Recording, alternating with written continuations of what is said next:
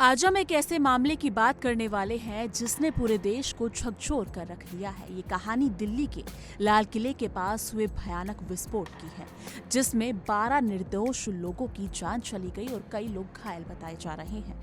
लेकिन ये सिर्फ एक हादसा नहीं था, इसके पीछे की पूरी कहानी, साजिश और आतंकवाद की हकीकत जानने के बाद आप भी सोचने पर मजबूर हो जाएंगे। दिल्ली पुलिस की जांच में खुलासा हुआ है कि इस विस्फोट के पीछे का मुख्य शख्स था डॉक्टर उमर नबी, जो पुलवामा का रहने वाला था और केवल 28 साल का था। इतना कम उम्र होने के बावजूद भी उसके इरादे बहुत बड़े और खतरनाक थे। डॉक्टर उमर नबी ने 6 दिसंबर यानी कि बाबरी मस्जिद विधिवंश की बरसी के मौके पर दिल्ली में एक बहुत बड़ा धमाका करने की योजना बनाई थी। ये योजना इतनी खतरनाक थी कि अगर ये सफल हो जाती तो दिल्ली में बड़ी तबाही मच सकती थी।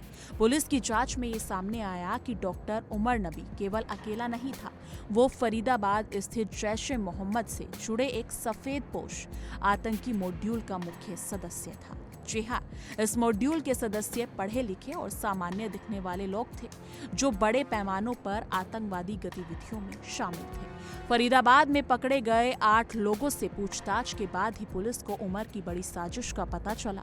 इसका मतलब ये है कि आतंकवादी केवल छिपकर नहीं चलते, बल्कि कभी-कभी समाज के सामान्य हिस्सों में भी छिपे रहते हैं। साजिश का सबसे अहम मोड़ तब आया जब डॉक्टर उमर का एक साथी पकड़ा गया। फरीदाबाद की अल-फलाह यूनिवर्सिटी में शिक्षक डॉक्टर मुजमिल शकील को पुलिस ने गिरफ्तार किया। उनके कमरे में 360 किलोग्राम अमोनियम नाइट्रेट बरामद हुआ, जो किसी भी बड़े धमाके के लिए काफी था।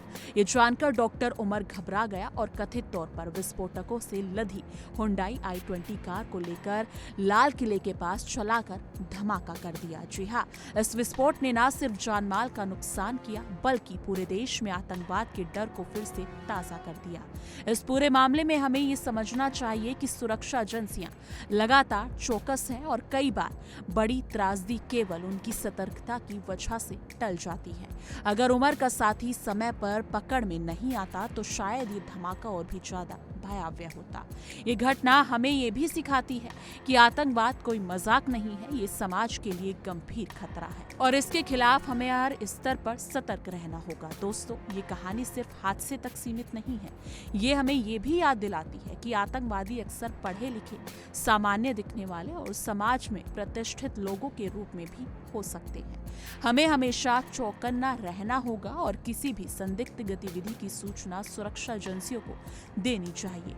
हम सभी की सुरक्षा सिर्फ सरकार पर निर्भर नहीं करती है, बल्कि हम सभी की जिम्मेदारी है। आज की इस खबर से हमें ये सीखना चाहिए कि आतंकवाद के खिलाफ जागरूक रहना और सुरक्षा का ध्यान रखना कितना जरूरी है। और दिल्ली में ये जो भयावह धमाका हुआ है, इसने हर किसी की रूह को कपा दिया है और अपने आप में कई सवाल खड़े कर दिए हैं सुरक्षा को लेकर, आतंकवाद को लेकर। क्यों हर बार आतंकवाद अपने गोल को पूरा कर पा रहे हैं? क्या ऐसी सुरक्षा नहीं मिल पा रही है जो बार बार वो अपने टारगेट को अंजाम दे रहे हैं? डॉक्टर उमर नबी और उसके साथी जैसी साजिशें हमारे समाज को नुकसान पहुंचा सकती हैं, लेकिन सतर्कता और समय पर कार्रवाई उन्हें नाकाम कर सकती है। इसलिए हम सभी को सतर्क रहना होगा और अपने समाज और देश की सुरक्षा को मदद करनी होगी। दोस्तों, यही थी दिल्ली लाल किले विस्फोट और डॉक्टर उमर नबी की साजिश की पूरी कहानी। ये घटना हमें ये याद दिलाती है कि आतंकवाद हर समय हर जगह हो सकता है। हमें सतर्क रहना चाहिए और सुरक्षा एजेंसियों का सहयोग करना चाहिए। जी हाँ, लेकिन हर एक बड़ी अपडेट के लिए देखते रहिए इंडिया डेली का डिजिटल प्लेटफॉर्म। और इस मुद्दे पर आपकी क्या राय है जो हाल ही में दिल्ली में इतना बड़ा विस्फोट हुआ है? कमेंट सेक्शन में अपनी राय जरूर साझा कीजिए।